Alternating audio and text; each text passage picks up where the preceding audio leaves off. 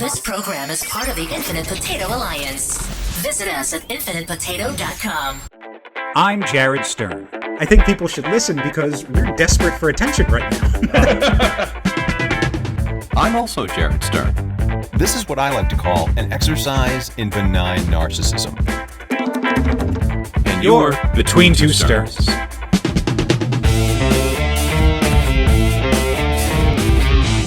We are too white to wear heather gray. And light blue? Gray background against this weird astronaut. We are blended. I guess this is more like this is a blue, and I got red here. True. We are just vanilla against this entire. This is vanilla against a lot. What we need is high contrast. We need we need a dark background so that we can pop. Yeah. But you do blend into the wall. I do. It's interesting because like even for as pasty as I am right now, it's more color than I had this weekend, because this weekend, at the tail end of, our long weekend moving in, I caught either norovirus or something really fucking. So because you were talking about what you thought was norovirus when you were about to shit your pants. And let me tell you something that we do quite a bit on this podcast. I was wrong. Oh, that was not norovirus. No, it's not. That was mini Neri. I don't know. I don't know what. So it was the long weekend. On Sunday, my girlfriend and I went and got hot pot, which delicious. Is delicious. Mm-hmm. And so it's one of those things where it's like cold out and we're like, oh, this could be a great idea. Perfect. And then got home and then like went to bed 10:30, 11 o'clock, and I just could not get comfortable. And as I was laying there in bed, not being able to get comfortable, annoying the shit out of her, I had that thought that so many of us have had where I was like, am I going to throw up? And like once you inception that thought into your head, you're like, well, now I kind of even if I wasn't, now I'm not sure. Yeah. And the more I was there, it was like, it wasn't like I was just suddenly, it was just more of like, am I? And then I was like, there was no like big push, but there was just a moment where I was like, you should get up and go to the bathroom now. Like that like lizard brain. Yeah, you need to listen to the cues your body gives you. Just kind of like something, like I felt it was a little nudge, but clearly my stomach was screaming at me to get. Was it because it's been a while since I've puked. Was it an easy puke? So I am a very loud vomiter. Oh God. Are you fighting it? Scream the vomit into the toilet. Like I'm exercising it out of my own body like it's a demon. And the thing about any type of toilet work is that's an echo chamber in there. Like, porcelain does echo. And so I threw up, and then I was like, oh, everything's coming up. And we learned a lot in that moment. And I'm, first of all, apologize for the back-to-back episodes about unsavory material. But what I learned is, one, I don't chew my food enough. That's a big. Shit was recognizable on the come up. What I'm saying is, like in one of those like games on your phone where you have to dodge items, like there were giant boulders coming down the street. Like I was like, you should take some time and chew your food more before you swallow it. But I unleashed the fury of the heavens into this toilet, and then I had a thought, which, of all of the thoughts and decisions I've ever made in my entire life, and I've made a lot of really good decisions, and I've made a lot of really bad decisions. Easily. We've inventoried them on the podcast. In the top 5, nay 3, maybe competing for the number 1 spot at this point. Okay. Was at the conclusion of me throwing up. I looked over and went, I should probably empty that trash can. What? I was like, I should probably throw the trash that is in that trash can into another trash can so that if this thing decides to go both ends, I have a receptacle to throw up into while you're on the toilet. While I'm on the toilet. You know what? Good thought. I've never been more appreciative of a past version of myself in my life than in that moment, because within 10 minutes of me making that decision, I then ended up in a player 2 had entered the game. Player 2 had entered the game.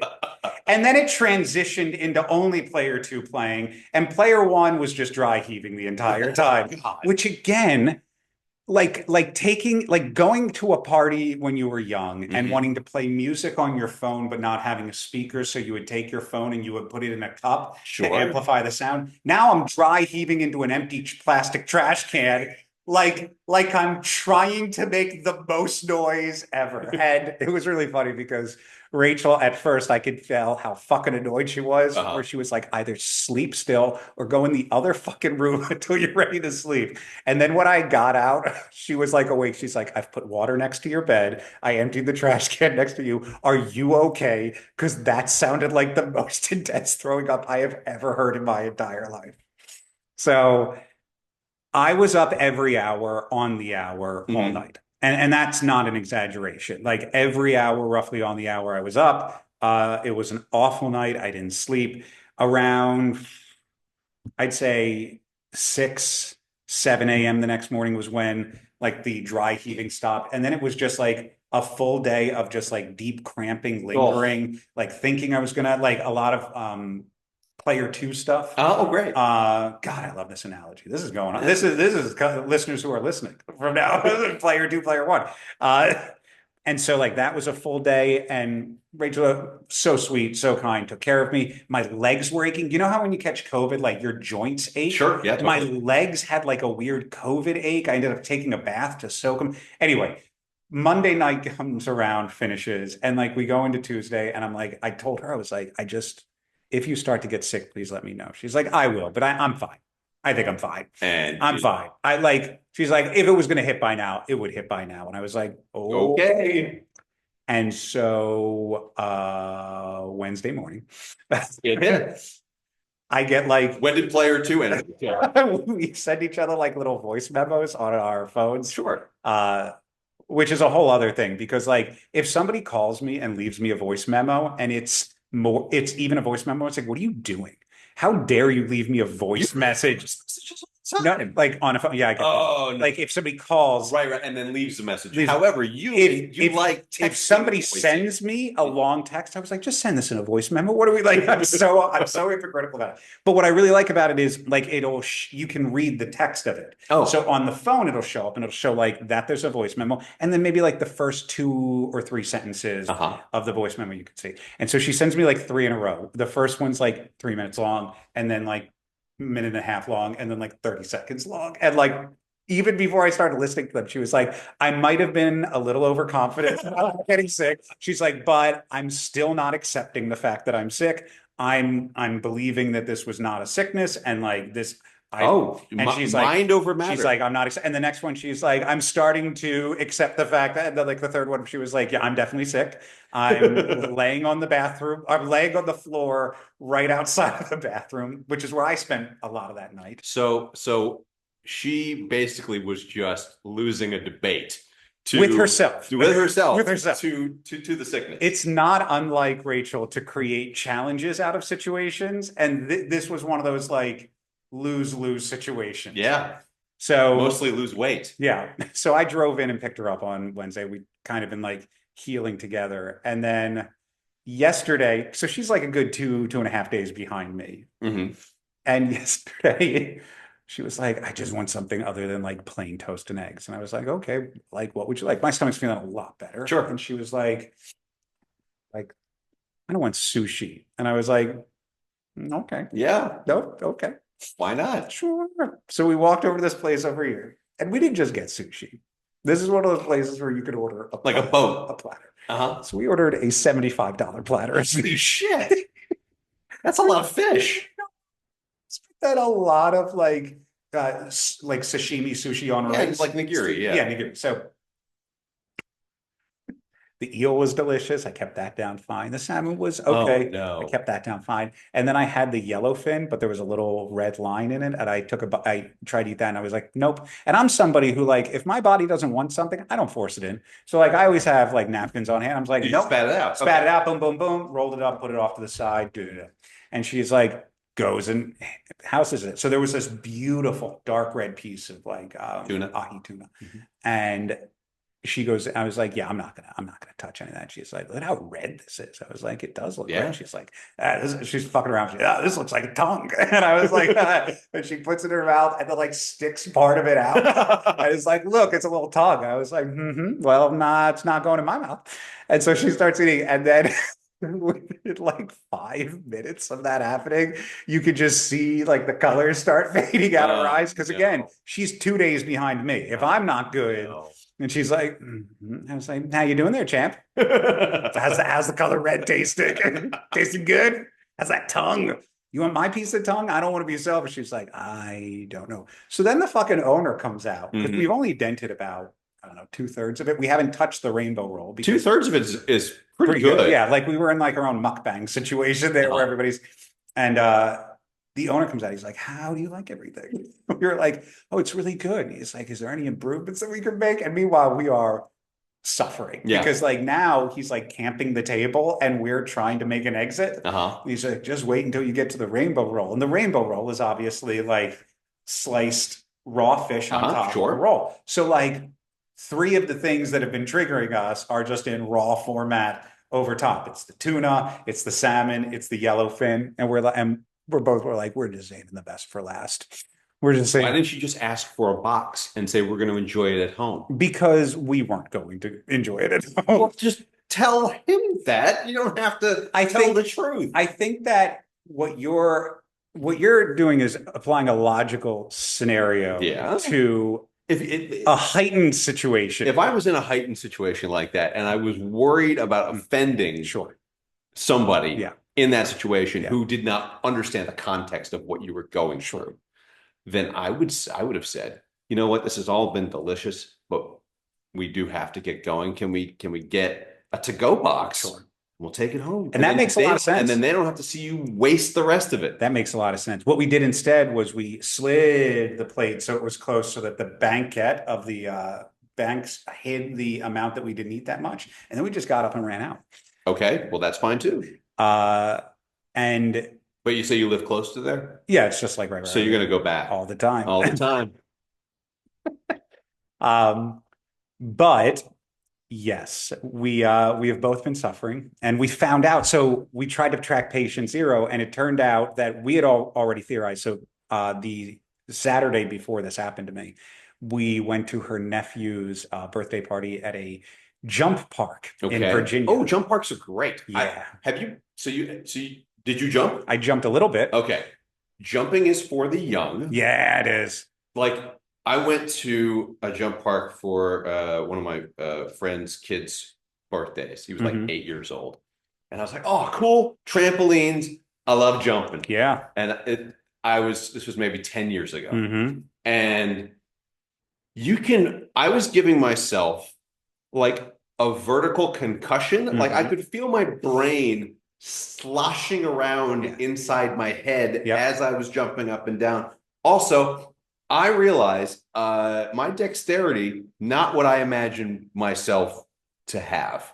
Like, I have the dexterity of essentially a cinder block when I'm bouncing up and down. Like, there's no body control. Like, I can't. Like, I would envision myself like doing like Spider-Man stuff or trying to do a flip.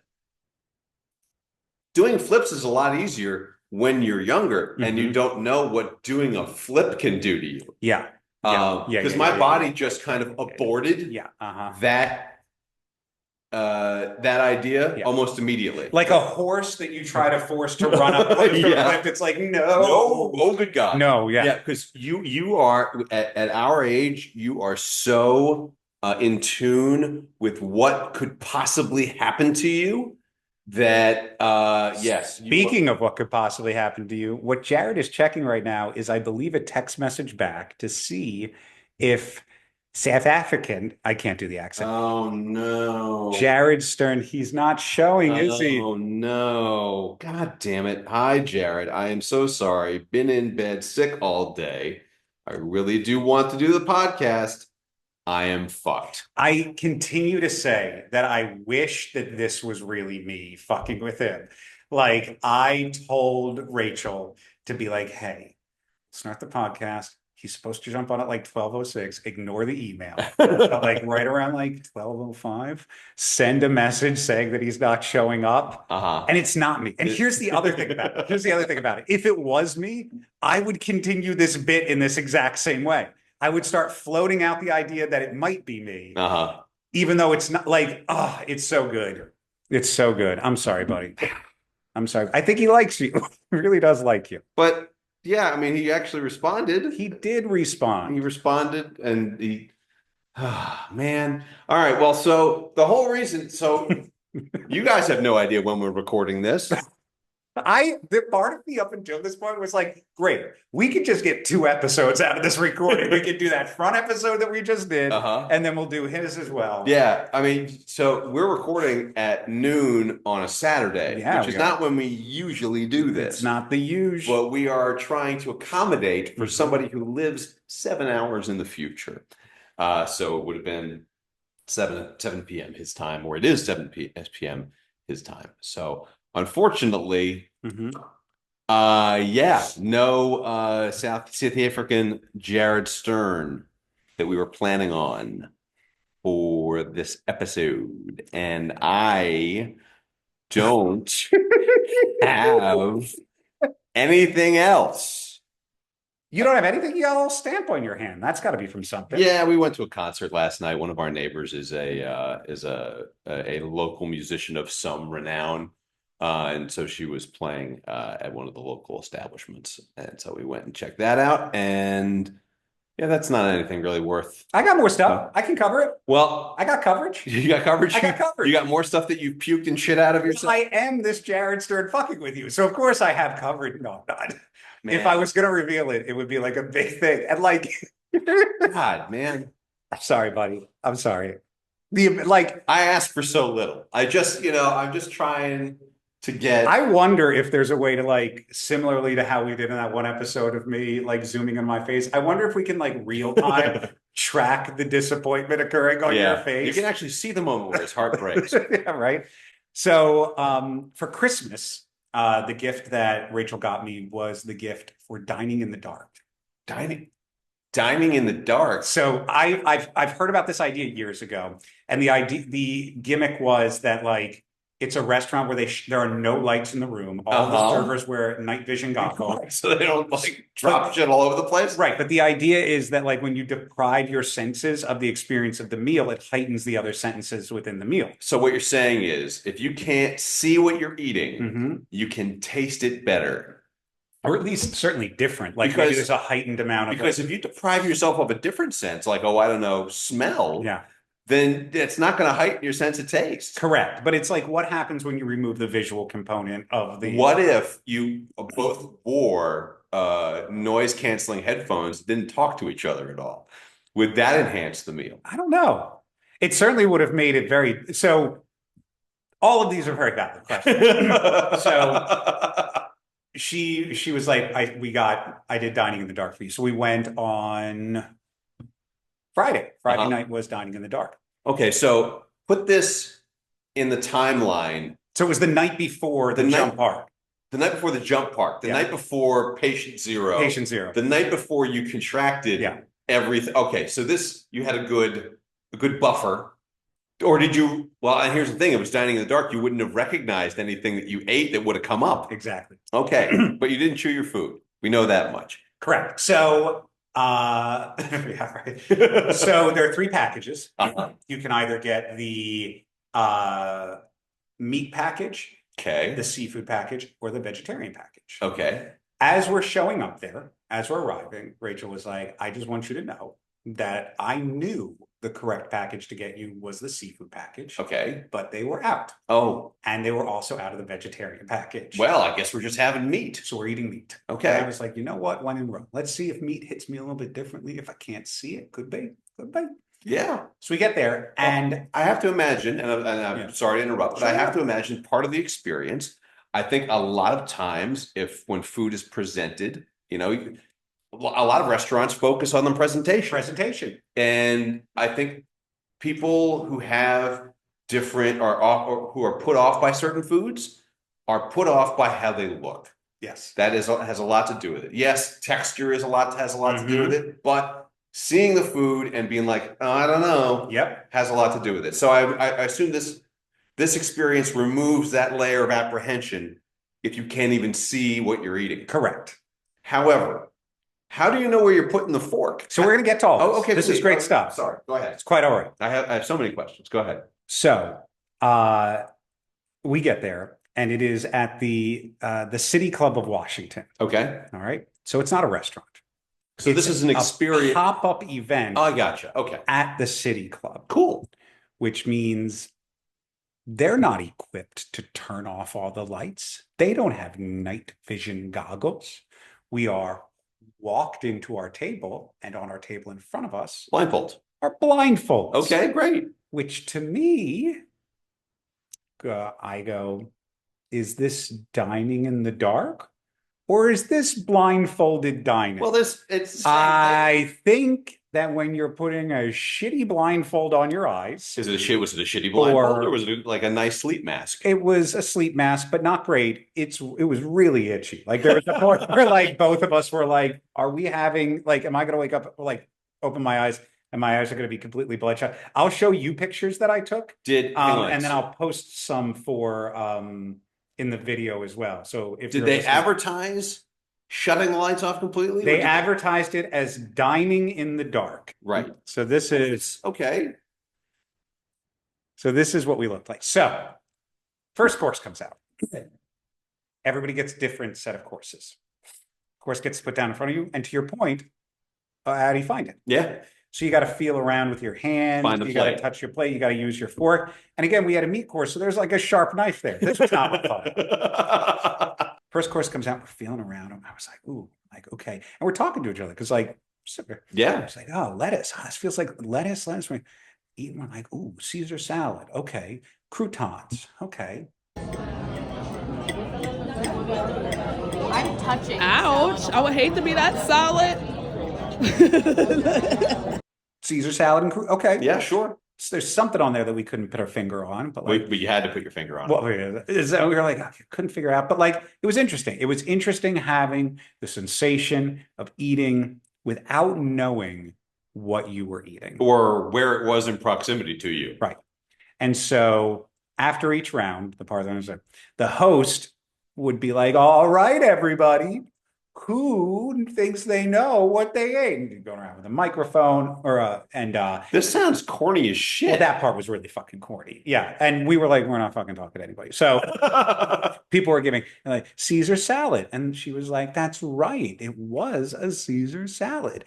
And we were like, oh, and she's like, and my meat eaters really like meat. Cause a lot of the meat eaters were like, where's the meat? And in my head, I was like, yeah, this is a 3-course meal. So 3 courses of a meat thing. She was like, here's your first course. Your first course was a classic Caesar salad with crispy shallots, shaved Parmesan, and roasted garlic croutons. That's just a Caesar salad. We were like, cool. And they were like, okay, now seafood people, what do you think you had? And somebody was like, oh, crab cakes. And we were like, what the fuck? Like, what are you talking about? And they were like, crab cakes. There was like a salsa and there was some sort of thing. And we were like, the fuck are you talking about? And so it turned out the seafood people had lobster cobbler with shrimp beurre blanc and corn salad with crab claws and shrimp. Holy and we shit. were like, what? What? They better be getting fish sticks for course 2. We said the same thing. We were like, Rachel was like, they have to be getting like fish and chips. Vegetarian people. Vegetarian. Yeah, what did they get? Caesar salad, I'm hoping, with no shaved Parmesan. No, they had a coconut curry grilled graffiti eggplant with fresh cilantro. And we were like, what? Are we getting fucking trolled right now? Like, what could possibly have compelled them to like, you can't throw... They just punted on your first course for meat. Taco salad, baby. Like, I'm not a big meat eater, but you got to put some meat on this fucking salad. What do you do? Chicken Caesar salad? That's meat. That is meat. Unbelievable. It definitely felt like they fucked up the first course somewhere in the kitchen. What else we got? And What can I give like them? Harris Teeter got like a bag of, because they kept trying to sell. And they're like, this aioli made with anchovies. And it's like, yeah, that's fucking Caesar salad, man. Caesar salad is anchovies. I don't think it was a last, like it was a fill-in meal because they had a pretty picture of it. Oh yeah, These you're pictures. right. No, they did. They just fucked us with the Caesar. They're like, no, they'll come in for the beef. They'll be fine for the. So I can't wait to hear what the second course Oh, was. I can't wait to tell you. So anyway, so that was course one. Uh-huh. Course two comes out, and her and I are like, okay. And by the way, we felt like we waited for fucking ever for the second course because everybody else had a first course of substance, and we had it takes longer to eat. We had shaved Parmesan as our protein of the first course. So second course comes out. We're touching on the plate, and it's like, this kind of feels like bread, but I don't know. And she's like, I feel like there's something like slightly wrapped, but it was like a little, like some sort of beef medallion. And I was like, is it filet? I was like, this is breaking apart too easy for filet. I was like, maybe it's pork. So I heard somebody else in the room say it was like prime rib. I couldn't even listen to anybody else because something smelled like pasta over somewhere. And I was like, and so, and like everybody else is like, and we're like, like we're trying to. So I picked it up and like it was gone in like 2 bites. Like this was not a lot of food either. So I was like, I don't know, like a beef with like demi-glace with like, we thought sweet potato or whatnot. And so they come up, what did everybody think we had? And they're like, oh, beef. And she's like, you guys for the first course had a beef Wellington. Oh, great. And we were like, oh, and then she read it and went, yes, you had a deconstructed Wellington. And we were like, what the fuck are you talking? And so as I post this on, you'll see that a deconstructed Wellington is beef on a plate with some fried stuff around it and a little bit of demi and some mushrooms. Yeah, that's an appetizer right there. A deconstructed Wellington of beef with portobello mushroom deluxe, beef tenderloin, duxelle. Stop reading fast. With duxelle, beef tenderloin, puff pastry. And by puff pastry, it just means like a couple of pieces of puff pastry. Yeah. And by the way, these pictures are bullshit. There was one beef medallion. They're putting twice as many on here to make it seem like it's more. Well, at least you got a parsnip puree. Ooh, did we? We got a whole parsnip puree. Let me explain something to you. I don't mind the concept of like a deconstructed Wellington or a deconstructed sandwich or a deconstructed pizza. But you say it in the fucking title. When we were like, you got a beef Wellington, we were like, great. And she was like, you got a sandwich. Great. We got deconstructed sandwich with 2 pieces of bread, some lunch meat and some cheese, and go fuck yourself. We gave you an IKEA beef Wellington. Yeah, the IKEA of beef Wellington. I hope you found the Allen wrench on your plate to put it together. So then, of course, as we're sitting there waiting, we're like, wonder what the fish people got. What, they get deconstructed fish and chips, just like raw fish and like fried batter? Well, what did they get? They got an Asian pan-seared barramundi with Okinawa sweet potato, charred onion, artichoke, and spicy chili oil. They got hooked the fuck up. Yeah. That sounds delicious. It did sound delicious, and they sounded very satisfied with it. And how about the vegan people? They got a beautiful vegan risotto. Wow. With roasted tomato. Notice how all of those dishes are combined together. They didn't get deconstructed risotto with fucking rice and carrots and beans. It wasn't a deconstructed fucking barramundi. It was a constructed dish. Yeah. And then the desserts were fine. Our dessert was perfectly delightful. But like at the end, we had like a flourless chocolate cake. Somebody had like a tiramisu cheesecake. But like, you have to understand that we didn't see these pictures until we left. So we're only hearing about this. And the great thing about dining in the dark is while it amplifies your senses when it comes to the meal itself, separating eating the food and seeing the food also amplifies your frustration and anger with getting screwed over. Yeah, right. We got to the lobby and I was like, I kind of want to speak to the manager. I don't want to go full Karen, but I'll go Care. Like, I'll go a little I'll do deconstructed Karen. I'll be the K and the E. Deconstructed Karen. As far as the K, can you explain the audacity? Can I do the whole thing? And reason of Oh wow, you're going full acronym of here. I need ChatGPT. No, you don't. No, you don't. Oh my God. So she was like, by the time we were done, she was like, so I was like, look, I have a firm belief on these types of things, and it's true. When everything goes the right way and everything goes perfectly, it's a great experience, but you forget about those things. And when everything goes the wrong way and it doesn't go the right way, you'll remember it forever. And I get to use it for content on the podcast. Yeah, that's great. So, if nothing else, we got an episode. We got an episode out of it. So what I'm saying to you listeners who are listening and to our new video listeners is just turn the fucking video off. And we're going to listen to this podcast in the dark. Listen to the podcast and then go back and mute it and then watch the podcast. Really separate the experience. Yeah, because I think it's going to heighten your other senses. So within hopefully it'll heighten our sense of humor, and then maybe you could actually, yeah. One thing that did come out of it was it reminded me of like a social experiment that I had wanted to do for a while years ago, and the idea was I wanted to really like try being blind for like a week or like a weekend where like literally like I covered my eyes with something, woke up in the morning and spent the entire day or two just like unable to see and like seeing what that experience would be like. Not necessarily from a comedic standpoint, but just from like an immersive standpoint. Sure. No, I'm saying I've never done it, but like it was something I thought about, and like I brought it up to her. I was like, it would be kind of cool to do this social experiment and have it like lead into an episode of the podcast. Like do it for like start it on like a Friday or whatever, roll it for an entire Saturday, and then go into a Sunday and then record the podcast with you and like have what that experience has been like be part of the episode of the podcast. This is interesting because according to Andrea, I've already done something similar. Really? Where apparently I've been deaf. I apparently don't listen to a fucking thing she says. I believe we call that selective hearing. Selective hearing, yeah.